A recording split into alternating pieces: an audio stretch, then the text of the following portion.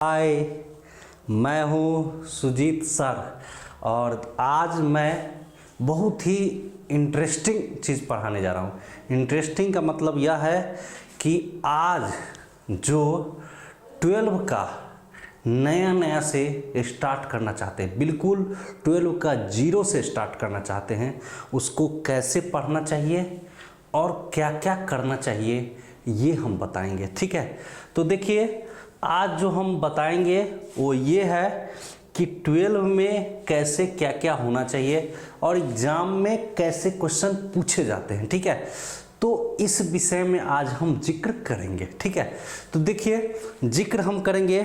आप जानते हैं कि साइंस लेने वाले जितने भी बच्चे हैं सभी को फिजिक्स पढ़ना पड़ता है। सभी को क्या पढ़ना पड़ता है? फिजिक्स। सभी को क्या पढ़ना पड़ता है? फिजिक्स। और हम पढ़ा भी रहे हैं क्या? फिजिक्स ही पढ़ा रहे हैं। क्या पढ़ा रहे हैं? फिजिक्स। ये जानिए, ये फिजिक्स जो है इसमें से 100 मार्क्स का क्वेश्चन पूछा जाता है।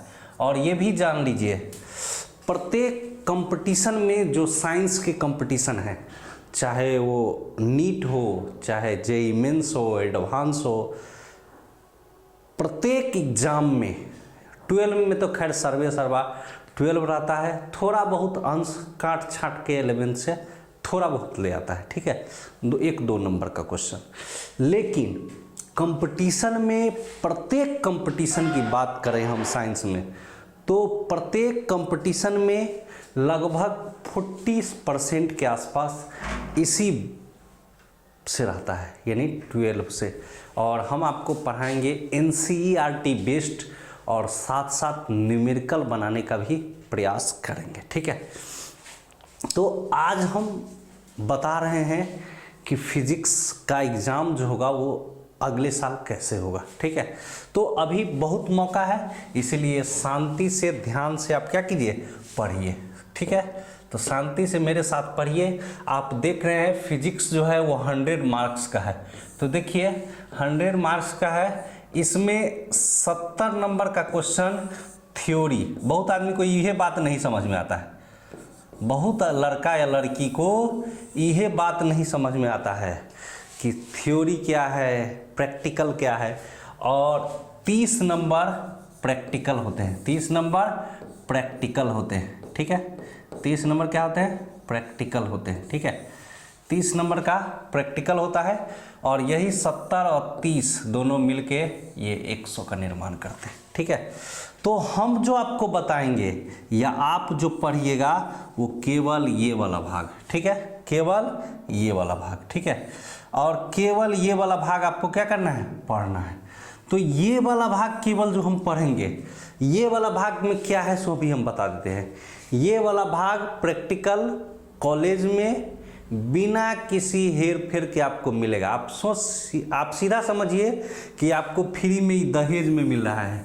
ठीक है, दहेज में मतलब है बिहार में प्रायः हम कह सकते हैं, बिहार का मैंने ऐसे देखा है कि ये बिना प्रैक्टिकल कराए नंबर मिल जाता है। ठीक है, इसमें से अलग अलग कॉलेज अलग अलग तरह के मार्क्स देते हैं, कोई 28, कोई 29, कोई 26, कोई 30 भी दे देते हैं। वो बच्चा का टैलेंटेड के आधार पर अपना देख के। ठीक है, टैलेंटेड इस मामले में भी हो सकता है कि जो एग्ज़ाम ले रहा है उसका करीबी हो, सार हो, जीजा हो, भैगना हो, तो रिश्तेदार होगा तो 30 में 30 लगभग दे देता है। नहीं 30 में 30 देगा तो 29 उसको कौन रोकेगा। और कहीं जीजा साली वाला संबंध होगा तो 30 में 30 तो खैर देना ही है, ये उसकी मजबूरी है। अब देखिए हम लोग जो कोशिश करते हैं, ये 70 मार्क्स को पूरा किताब जो पढ़ाएंगे 12 का NCERT पर हम पढ़ाएंगे। पढ़ने का तरीका क्या है सो जान लीजिए। पढ़ने का तरीका यह है कि हम प्रत्येक दिन एक वीडियो, 2 वीडियो डालेंगे। ठीक है, और सीरियली रूप से आप वीडियो अगर देखते जाएंगे तो NCERT तो कवर होगी ही, साथ साथ हम न्यूमेरिकल भी बनाएंगे आपको और बनवाएंगे। ठीक है, नहीं बनेगा आपसे तो हम खुद बना देंगे। ठीक है, लेकिन कोशिश ये होगा। ठीक है, आगे देखिए, आगे ये है कि थ्योरी जो 70 नंबर का है, थ्योरी के नंबर का है 70 मार्क्स का, तो 70 मार्क्स के थ्योरी के लिए हम लोग क्या कर रहे हैं, मेहनत कर रहे हैं। ठीक है, 70 नंबर के थ्योरी के लिए हम लोग क्या कर रहे हैं, मेहनत कर रहे हैं। अब देखिए 70 नंबर थ्योरी में भी हम बता देते हैं 2 एनसीईआरटी में किताब है, पार्ट 1 और पार्ट 2। इसमें भी 2 किताब है एनसीईआरटी में। चूँकि आपका एग्ज़ाम जो है वो एनसीईआरटी के आधार पर होता है, क्वेश्चन सिलेक्शन भी एनसीईआरटी के आधार पर होता है, और एनसीईआरटी में वो पावर है जो आपको, अगर एनसीईआरटी पर कमांड है तो मैं दावे के साथ करता हूँ कि बहुत सारे आपको कंपटीशन का क्वेश्चन यूं ही सॉल्व हो जाएगा। कुछ ऐसे क्वेश्चन भी होंगे जो आपको टीचर का मदद लेना पड़ेगा, लेकिन बहुत सारे क्वेश्चन आपको सॉल्व हो जाएगा, बस एनसीईआरटी पर कमांड होता हो। अब देखिए पार्ट 1 और पार्ट 2, ठीक है, पार्ट 1 है, पार्ट 2 है। पार्ट 1 जो है इसमें 8 चैप्टर है। कितने चैप्टर है, 8 चैप्टर है। कितने चैप्टर है, 8 चैप्टर। और पार्ट 2 में 7 चैप्टर है।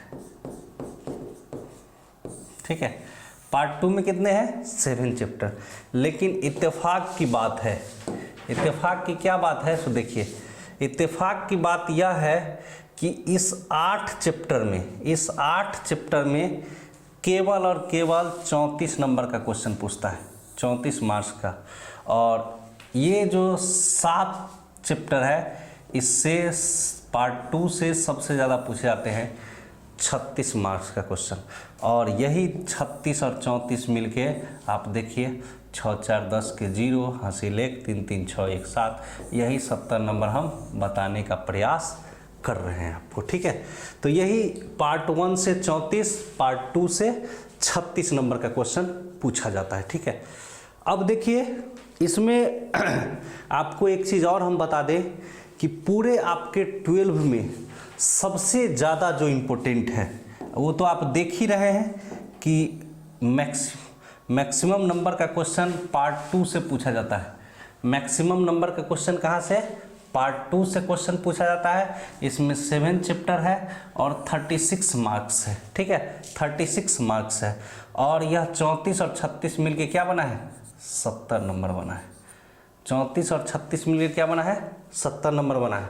अब देखिए सबसे ज़्यादा जो इम्पोर्टेंट है वो ऑप्टिक्स है, ऑप्टिक्स है, और ये पार्ट 2 में है। ऑप्टिक्स से सबसे ज़्यादा 14 नंबर का क्वेश्चन पूछा जाता है।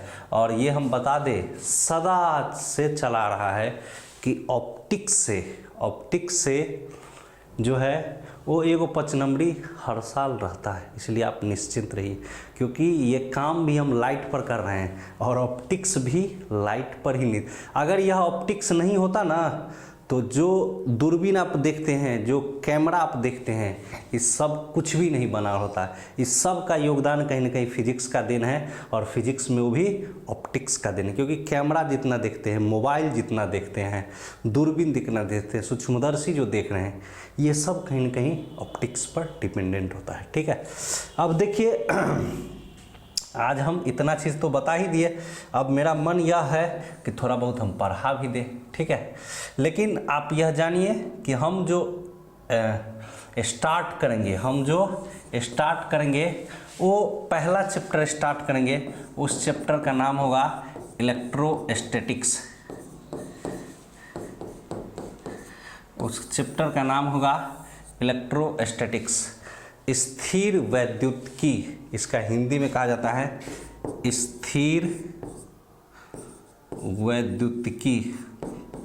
क्या कहा जाता है, स्थिर वैद्युतिकी। ठीक है, तो इसके बारे में थोड़ा बहुत हम बता देते हैं। देखिए स्थिर वैद्युतिकी, अब देखिए स्थिर वैद्युतिकी पहला चैप्टर है, और इलेक्ट्रोस्टैटिक्स से कुल 8 नंबर के क्वेश्चन पूछे जाते हैं। ठीक है, कितने, 8 नंबर के, कुल कितने मार्क्स के, 8 नंबर के। तो हम जो स्टार्ट करेंगे वो इलेक्ट्रोस्टैटिक्स से स्टार्ट करेंगे। ठीक है, और इलेक्ट्रोस्टैटिक्स में 8 नंबर के क्वेश्चन पूछे जाते हैं। तो इलेक्ट्रोस्टैटिक्स के बारे में थोड़ा बहुत हम बता देते हैं, क्योंकि आपको पता चलेगा कि आप वीडियो देखें और केवल हम मार्क्स कह के निकल गए, केवल इसका इंट्रोडक्शन दे के निकल गए, तो आप सोचिएगा कि कुछ सीखे ही नहीं। लेकिन मेन तथ्य की बात यही है कि बहुत बच्चे को यही नहीं समझ में आता है कि हमको कैसे क्या पढ़ना है। तो आप क्या कीजिएगा, आज से रूटीन बनाइए कि फिजिक्स का एक अलग ही कॉपी बनाएंगे और उस कॉपी को इस 12 में लाल हरा ब्लू से लिखने की कोई आवश्यकता नहीं है। दिमाग में लाल हरा ब्लू कीजिए, दिमाग में टॉपिक अलग रखिए, उसका आंसर अलग रखिए, कॉपी में लाल हरा करके क्या कीजिएगा, ठीक है। तो आज से यह प्रण कीजिए कि जो हम पढ़ा रहे हैं उसको फिर से आंख बंद करके आप लिखिएगा, डेली का डेली। ये नहीं कि आज पढ़ाए तो दूसरा दिन, अच्छा से मेरे पढ़ाने के बाद आप समझ लीजिएगा, समझने के बाद एक नोटबुक में उतारिएगा जो परमानेंट रहेगा, और उस नोटबुक के अलावा रफ में आप करके देखिएगा। हम ज़्यादा नहीं, 1 घंटा का समय मांग रहे हैं आपसे, और 1 घंटा का अगर समय देते हैं आज से, तो आपको हम यह दावा करते हैं कि आने वाले समय में आप 100 पर 100 का दावा कर सकते हैं। कैसे? अगर आपका थ्योरी ठीक रहेगा तो प्रैक्टिकल वालों को भी डर नहीं लगेगा देने में। क्यों? क्योंकि जब आप 70 में 70 नंबर लिए रहेंगे तो प्रैक्टिकल में ठोक कर आप कह सकते हैं कि आपको वाइवा लेना है ले लीजिए, रिटेल लेना है ले लीजिए, जो लेना है परीक्षा लीजिए। हम उससे डरते नहीं हैं और इस स्थिति में उनको पूरा मार्क्स देना पड़ेगा। तो उसके लिए पहले अपने आप में आपको क्वालिटी बनाना पड़ेगा, ठीक है। तो हम जो बता रहे हैं वो इलेक्ट्रोस्टैटिक्स है, ठीक है। तो इलेक्ट्रोस्टैटिक्स है क्या, तो समझ लीजिए। तो इलेक्ट्रोस्टैटिक्स 2 चीज़ से मिलकर बना हुआ है। किस चीज़ से? 2 चीज़ से। इलेक्ट्रोस्टैटिक्स 2 चीज़ से मिलकर बना हुआ है। पहला है इलेक्ट्रो और दूसरा है स्टैटिक्स। पहला है इलेक्ट्रो, दूसरा है स्टैटिक्स। और इस इलेक्ट्रो का मतलब क्या होता है, सो जान लीजिए। इस इलेक्ट्रो का